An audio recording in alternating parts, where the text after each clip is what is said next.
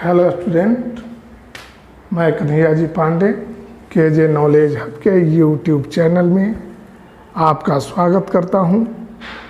तो स्टूडेंट, आइए आज हम लोग सामान्य ज्ञान के भाग 63 में कुछ नए प्रश्नों के ऊपर बारी बारी से चर्चा करते हैं। तो स्टूडेंट, हमने ये सारे के सारे प्रश्न विभिन्न प्रतियोगी परीक्षाओं में पूछे जाने वाले प्रश्नों को ध्यान में रखकर तैयार किया है और आप लोगों के लिए यह परीक्षा में कामयाबी का रास्ता दिखा सकता है। तो स्टूडेंट, सबसे पहले हमारा पहला प्रश्न है, पायरिया किस अंग का रोग है? दांत का, बृहदांत्र का, फेफड़े का या क्षुद्रांत का? तो पायरिया जो है दांत की बीमारी है, दांत और मसूड़े की। इसमें हमारे दांत से खून का स्राव होता है, तो हमारा उत्तर होगा दांत का। पायरिया वाले व्यक्ति का मुंह जो है ज्यादा महकता है, गंदा महकता है, ठीक है, और दांत से और मसूड़ों से खून निकलता है। मसूड़ों के ऊपर जो मांसल भाग होता है उसमें सूजन आ जाती है और उससे रक्त का स्राव होते रहता है, जिसके कारण मुंह गंदा महकता है। हमारा दूसरा सवाल है स्टूडेंट, मुगल गार्डन कहाँ है? श्रीनगर, नई दिल्ली, चंडीगढ़ या मसूरी? तो मुगल गार्डन नई दिल्ली में अवस्थित है और भारत के राष्ट्रपति भवन में अवस्थित है। मुगल गार्डन का संबंध भारत के राष्ट्रपति भवन से है, तो हमारा उत्तर होगा नई दिल्ली। नई दिल्ली। और स्थान कौन सा है? राष्ट्रपति भवन। राष्ट्रपति भवन।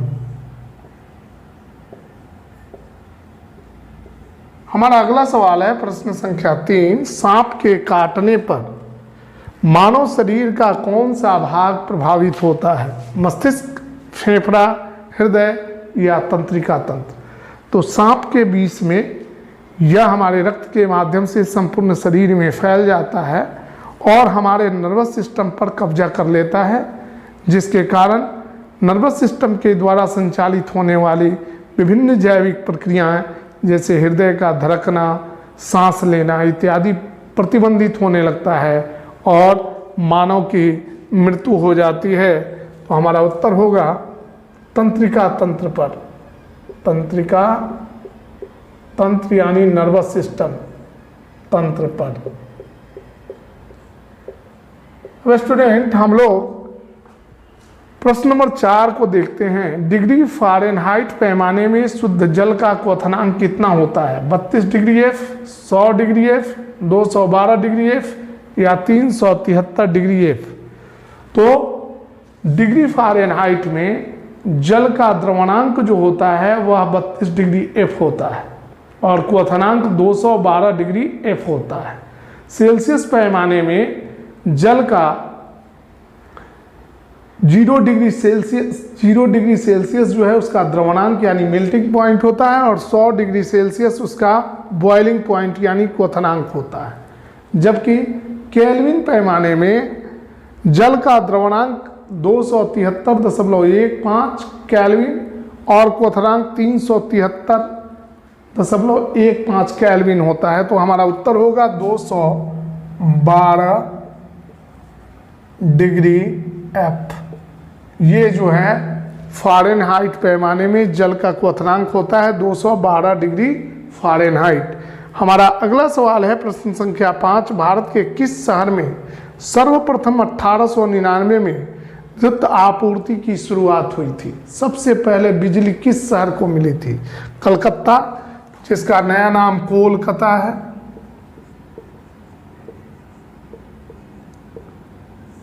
बंबई, नया नाम मुंबई है, मद्रास, नया नाम चेन्नई है और दिल्ली। तो हमारा उत्तर होगा 1899 में पहली बार भारत की कलकत्ता उस समय राजधानी थी, वहां पर विद्युत आपूर्ति की शुरुआत हुई थी कलकत्ता। कलकत्ता 1899। हमारा अगला सवाल है प्रश्न संख्या 6, एक तारा जो नीला दिखाई देता है।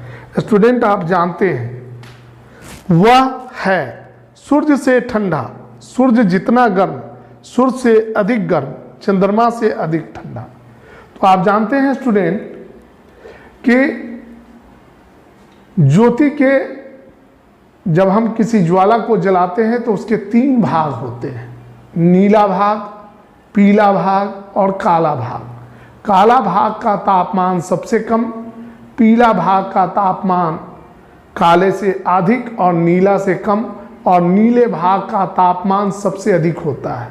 आप जो गैस स्टोव, एलपीजी के स्टोव को जलाते हैं तो उसमें देखिएगा नीले रंग का प्रकाश जो है उससे निकलता है, ज्वाला जो निकलेगी नीले रंग की होगी। तो इसका उत्तर होगा एक तारा जो नीला दिखाई देता है वह सूर्य से ज्यादा गर्म है, वह सूर्य से ज्यादा गर्म है, अधिक गर्म है।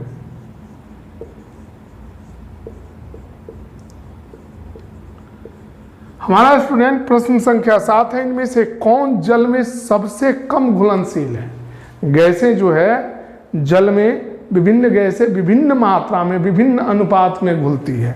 जैसे कार्बन डाइऑक्साइड जो है बहुतायत मात्रा में घुलती है, जिसके कारण शीतल पेय पदार्थों जैसे कोको कोला, पेप्सी वगैरह में जो है कार्बन डाइऑक्साइड गैसों को भरा जाता है। तो हमारा ऑप्शन है नाइट्रोजन, कार्बन डाइऑक्साइड, हाइड्रोक्लोरिक अम्ल और अमोनिया। तो हमारा उत्तर होगा नाइट्रोजन गैस, यह जल में बहुत ही कम मात्रा में घुलती है, नाइट्रोजन गैस। नाइट्रोजन गैस ये जल में सबसे कम मात्रा में घुलती है। अब स्टूडेंट हम प्रश्न संख्या 8 को देखते हैं। मानव शरीर के अंदर रक्त किसके कारण नहीं जमता है?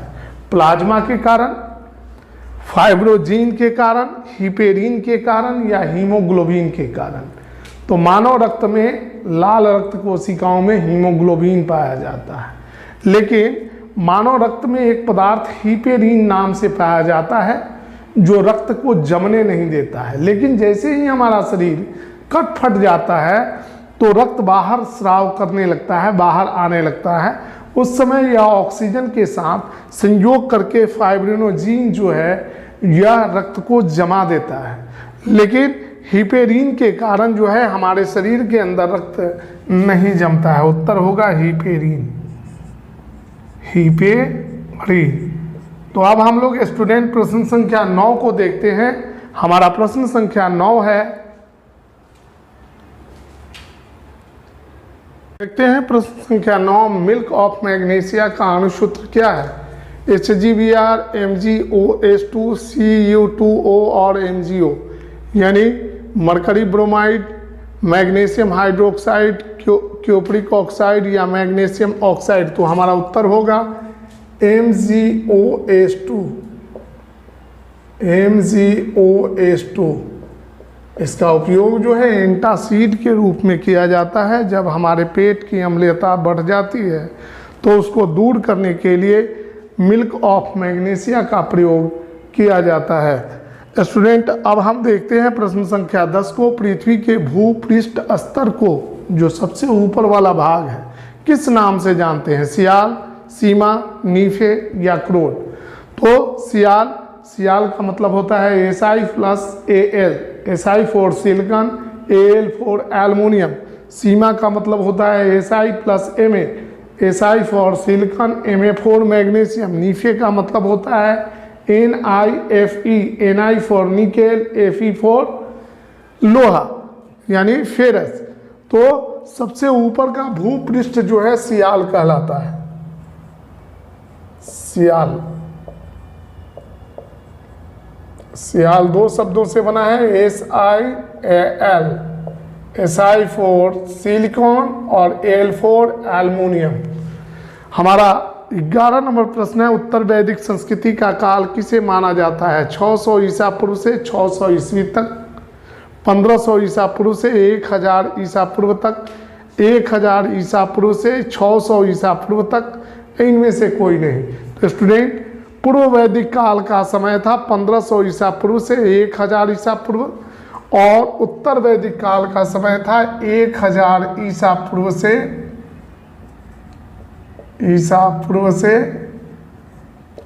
600 ईसा पूर्व।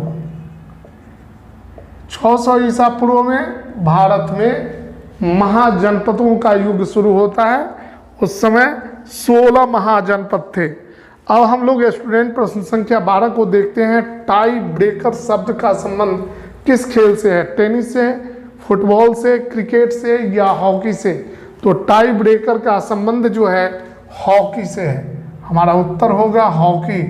हॉकी भारत का राष्ट्रीय खेल है, पाकिस्तान का भी राष्ट्रीय खेल है। स्टूडेंट, अब हम लोग प्रश्न संख्या 13 को देखते हैं।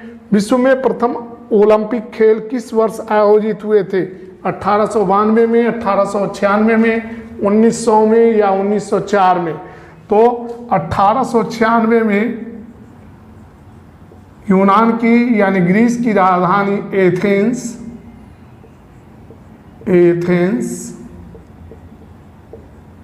ग्रीस यानी यूनान में प्रथम ओलंपिक खेल का आयोजन, आधुनिक ओलंपिक खेलों का आयोजन हुआ था। प्राचीन काल में यूनान में इस तरह के खेल होते थे। हमारा 14 नंबर प्रश्न है, कोंकण रेल परियोजना का संबंध किन किन राज्यों से है? महाराष्ट्र से, गोवा से, कर्नाटक से, इन सभी से? तो कोंकण रेल परियोजना का संबंध महाराष्ट्र, गोवा और कर्नाटक तीनों राज्यों से है। तो हमारा उत्तर होगा सभी से। सभी से। वीपी सिंह के समय में जब रेलवे मिनिस्टर जो थे जॉर्ज फर्नांडिस थे और योजना आयोग के अध्यक्ष हेगड़े महोदय थे, रामकृष्ण हेगड़े, तो इन्होंने मिलकर के कोंकण परियोजना की रूपरेखा तैयार की थी। इसमें जो है कुल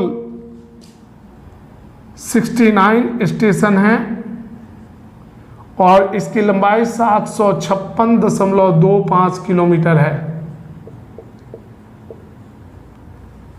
इस रेल परियोजना में पहली बार रेलगाड़ी 20 मार्च 1993 को चली थी। उस समय नरसिम्हा राव की सरकार थी, भारत के प्रधानमंत्री उस समय नरसिम्हा राव थे। उडुपी से मंगलोर तक। इसमें बहुत सारे टनल भी बनाए गए हैं। अब हमारा सवाल है अंतिम, प्रश्न संख्या 15। ये मैथ का सवाल है। अमूमन हम 15 नंबर में मैथ को ही रखते हैं। √18 × 14 × x = 84 हो तो x का मान क्या होगा? ऑप्शन है 24, 25, 26 और 28। तो देखते हैं, सॉल्यूशन निकालते हैं। दोनों तरफ वर्ग करेंगे, दोनों तरफ वर्ग करने पर